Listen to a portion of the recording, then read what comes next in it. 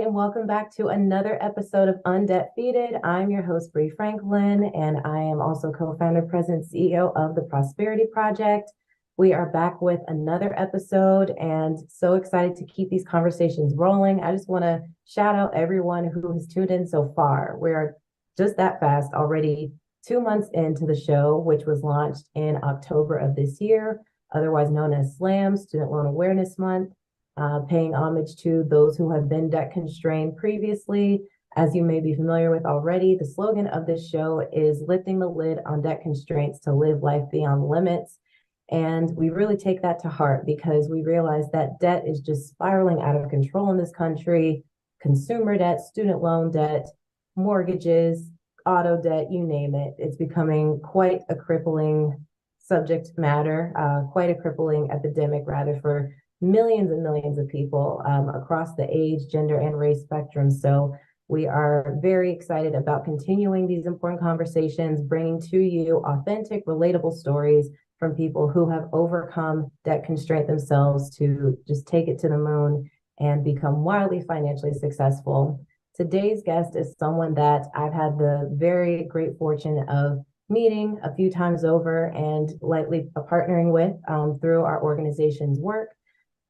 This person is someone who is a force and is a face on so many stages, most notably FinCon, which is short for Finance Convention. We met at last year's FinCon, which was in Orlando, and then again this year in New Orleans.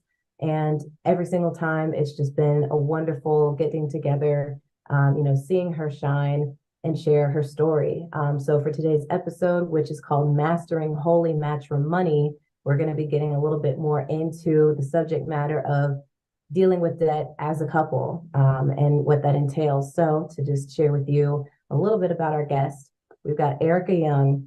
During her 17 years in business, she has served over 500 families as a financial coach. Her specialty is helping people crush debt so that they can design a vibrant and intentional life. In 2017, she authored her first best-selling book, Naked and Unashamed, 10 Money Conversations Every Couple Must Have. She's developed financial wellness programs for companies and organizations to reduce employee stress and improve the overall bottom line. And when she isn't crunching the numbers, or at least talking about them, she loves traveling, dancing her heart out, and beating her husband of 24 years at word games. Nothing like a good old marital rivalry. Without further ado, welcome, Ericka. So great to have you with us. Thanks for having me. It's really great to be here. Oh my gosh, my pleasure to host. I was so looking forward to our conversation.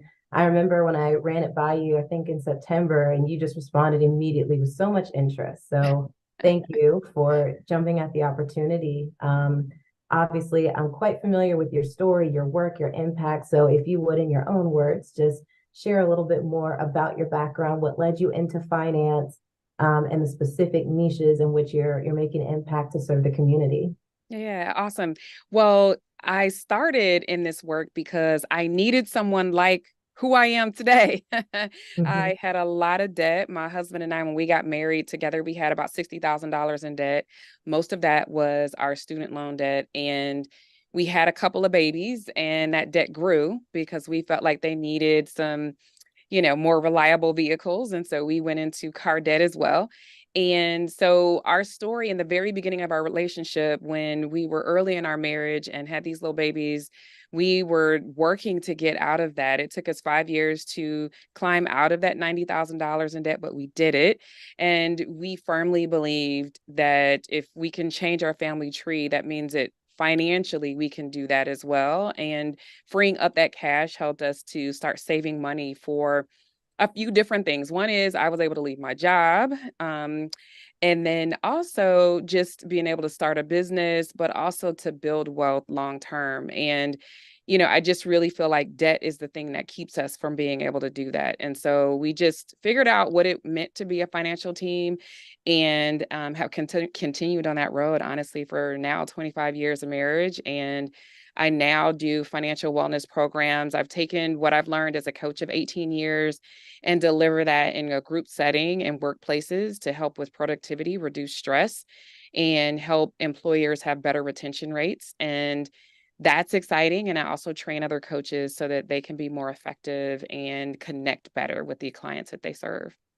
That's wonderful. And I would love to hear, specifically in the context of how you two were able to partner up against the debt, right? So I'm unmarried. I definitely have, aspirations one day, but I really am focusing on getting my own financial affairs in order, right? Yeah. Because I've been cautioned a lot against coming into marriage with debt. So of course, like now that I know what I know, I'm doing everything in my power to take that off the table before it even becomes a conversation. But I'm curious, was this something that at any point, made it like, I don't know if we should do this, right? Like, or if people have been in your ear and just insisting that would be kind of the death of the marriage, or how that was seen by others in your circle. Well, actually, both of us came from single parent households. Our both of our mothers filed bankruptcy as well. Wow. And we both then had a passion to see something different. So we didn't have anyone saying, yes, this is what you need to do, or no, this isn't what you need to do. We just between the two of us were like, we just can't have what we've had and what we've experienced. And we didn't know what that looked like, but we read books and we listened to talk radio about money, and we went to conferences, and we just really tried to seek out our own education about it. But we did it as a team. We did it together. And so when we were learning, it was together. Now I will say there were some times of dissension. I was the one who had a hard time letting go of my credit card. Mm. And as an engineer, I thought, oh, I can, go out to lunch with my coworkers and all of that. But my husband was like, you know what, even if it's 10 or $20, that's still not keeping us on our goal. And so he took all of our credit cards and put them on ice, literally in a bowl with water, and froze them so Oh, that they were literally hard, on ice. literally on ice. And it wasn't just mine, it was his as well. It was our commitment. It was like a physical representation of the fact that we just weren't going to use it. And this was way before the time when you plugged your credit card information into Amazon, for instance, and Right. purchasing was just at one click. We just didn't do that, and we didn't have any of that stuff memorized either. So it really did halt our spending, and it was helpful because you can't continue to use debt if you're trying to get out of it. And so we had to figure out what worked for us, and some of it was silly, like putting the credit cards on ice, but it worked for us, and we were willing to do things that other people weren't thinking about in order to get what we really wanted. Mm. And see, so this is a great segue point because it sounds like that's getting more into the neighborhood of keeping up with the Joneses and Mm, how that pressure comes into the picture. yeah. Um, in a previous episode, I talked with, Yaneli, Miss Be Yes. Helpful. Yes. We talked about that episode was, gosh, Black Friday blues. And so that was from the angle of consumer debt and the perils of, overdoing it with credit cards, trying to keep up and match everybody else's fly and just always be worried about the next person. But I think that that takes on a whole new life and meaning when you're talking about a whole lifestyle, right? Like where you live, what kind of school you put your kids in, what kind of car you take them to school in, what brands they're wearing on their backs, what book bags they're taking, like all these different things. So that's obviously a lot of sacrifice, right? To opt towards the just, budget version of everything while you're trying to chase these goals aggressively. So in terms of, just the psychological piece, I'm sure that wasn't easy, or, was there a lot of outside pressure, or just kind of this feeling like, oh my gosh, all eyes are on us, we're the odd ones out? Well, I'll be honest with you. There were two big things that we did that we felt we probably had peer pressure around. Our thing was not clothes and the small stuff. Honestly, it was the vehicles. Like we didn't get anything new. We bought used. We've bought used our whole relationship, but um we really felt like we needed something safer, more reliable. And to us, that meant, one of our vehicles was just a bigger SUV. And I'm like, we didn't need that. I mean, we just needed a car to get around in, right? And one of our vehicles was a used, nearly luxury vehicle. And we were like, why did we need that? I mean, we're in our 20s. Who needs this stuff? No one does. And so I do think that we pushed the envelope there as well. And then we also were homeowners very early. We were going after, I mean, in Arizona where we lived, there's a lot of pressure for new home builds and things of that nature. And I honestly do feel that that was a pressure. No one said it to us, but it was just everywhere you turned. They made it super easy. The housing was inexpensive. And so did we get in over our heads? No, we could afford everything, but that doesn't mean that you make the decision to say yes. Yeah. So our vice, our temptation was not in, look and fly on a daily basis. It was drive and fly, if you will, or living in, a brand new house like everybody else. No, it didn't cost us an arm and a leg, that first house, but it definitely was something that we could have waited on because we still needed closing costs. We still had, maintenance on the home. And those are the things that could have helped us get out of debt faster. We did get out in 5 years still, but I really believe that some of those choices caused it to be a little longer than it should have been. It would have been lovely to be done with debt in like 2 or 3 years. And I think we really could have done that. So it sounded like you did, was it the snowball method or something along those lines? Yes, we did. We did list our debt smallest to largest. And honestly, it was fairly easy. We didn't have a whole lot of credit cards, not a whole lot of credit card debt. Um, and we did have those car payments to snowball. And the last debt for us was our consolidated student loan. And that big one was 40,000. We did have a few other small ones that were less, that were like 5,000. But I tell you, just knowing that we didn't have to make that payment, I remember that payment. It was $451.21. And they wanted me to pay it. They wanted us to pay it for 10 years. And I wasn't going there like that. And I'm not, I really have helped people in my coaching career to do things a whole lot faster than it took us. And so that's the goal, is to sideswipe some of the things that will cause your debt journey to be even longer than it needs to be. Sure. And I think that there's, oh my gosh, hearing that number and doing the math on that. And I mean, that's just the principal, right? Or at Yep. least this is the base payment. I mean, never Mhm. mind how much they're tacking on the interest rate. Yep. And I really want to dial in on that because there are so many different things life throws at you, right? And especially, in the context of marriage in which you have a family, there's things like medical debt or expenses that come up where it's like, okay, the car's broken down or the kids got sick or broke a bone, like, just some of those off guards were those a big piece of maybe what caused the timeline to push out a little bit, or were you, for the most part, very, in the position where you didn't have those massive hurdles to have to figure out too? Well, first of all, our very first child was a surprise. We were trying to wait 5 years to have kids, and she Okay. turned up quick. So, we had her about a year and a half into our marriage, and man, I didn't feel ready. I definitely didn't feel ready. And so, with children comes, childcare costs. I had to continue to work, all of those things. So, yes, that was a bit of a detour. Um, and the other thing was my husband suffered a job loss during that time. We also had losses in our family for, so these were emergencies. We had to fly back home to be with family. And so there were, life brings you things that you may not be prepared for. And we were still in debt. So we weren't prepared for him to not have an income. And we were still in debt and we weren't prepared to pay out hundreds of dollars in childcare. And again, we were still in debt and we just did not have a really solid emergency fund. So when emergencies came, like a need for a plane ticket, we had to work around. We used a buddy pass that a friend had and we paid them for that because we couldn't afford a Mm, last minute $500 flight. And right. that happened a few times early in our relationship. And so um, we just did not have, disposable money like that. And we had our credit cards on ice. So, it made it a little bit more challenging. But when we came back from those events and we didn't have debt, that was a good feeling.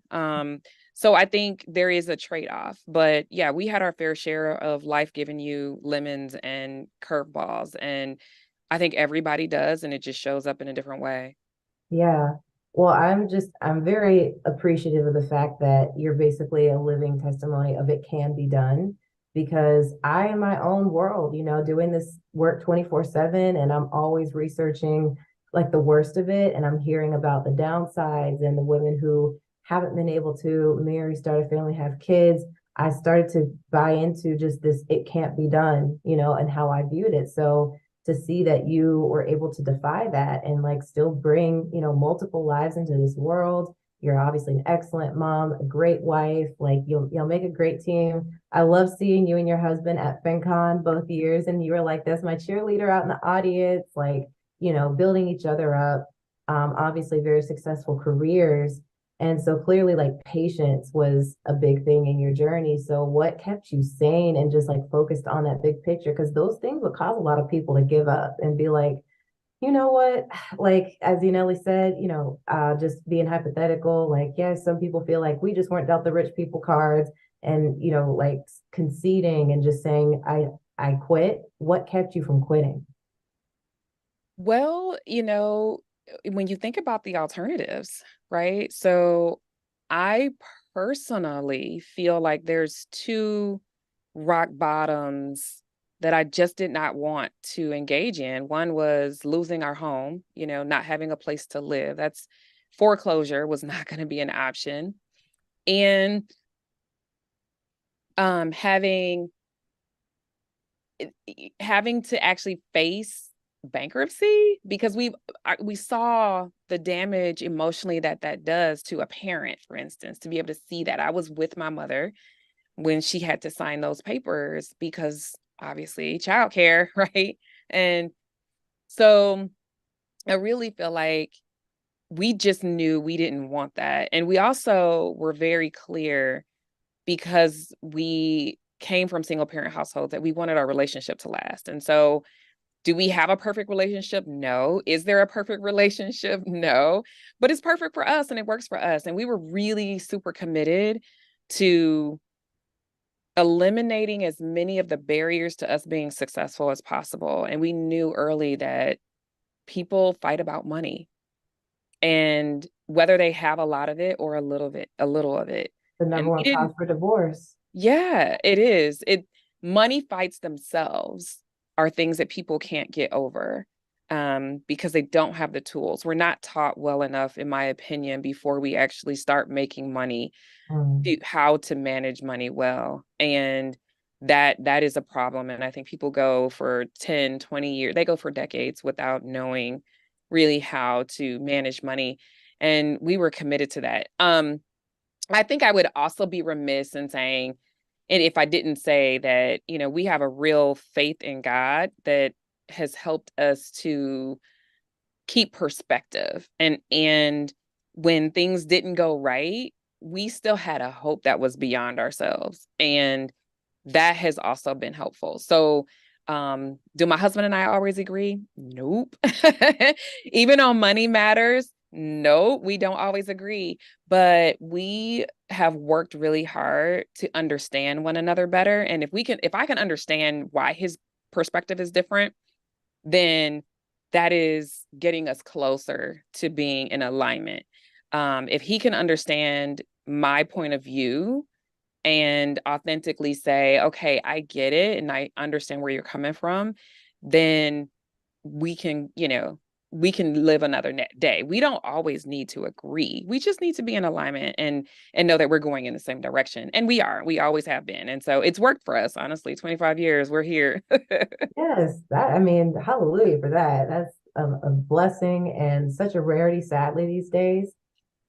Especially when you talk about being crushed by the weight of financial pressure, and otherwise great marriages, like not every single union can withstand that. So, I Yep. mean, definitely that's kind of like its own beautiful act of defiance, right? Like, no, we're gonna push back and keep choosing each other and keep Yeah. fighting this together. And so, again, just because I'm really passing you the mic since I don't qualify to speak on it, like for the people who are watching this, they might be at odds, right? Like they might be fighting over money in the marriage, and maybe they feel like they have no hope left, or it's causing them to gang up against each other. Like, what would you recommend for diffusing that and for helping reroute people to a more healed financial trajectory? Well, that's a really good question. And what I'm going to tell you is that they're probably starting with the wrong thing. What I have learned, it took probably a good half of my career in this work to figure it out because I'm a numbers person. I'm an engineer. That's what I went to school for. That's what I did in corporate before I left, and I love numbers. Um, but maybe that's not the place to start.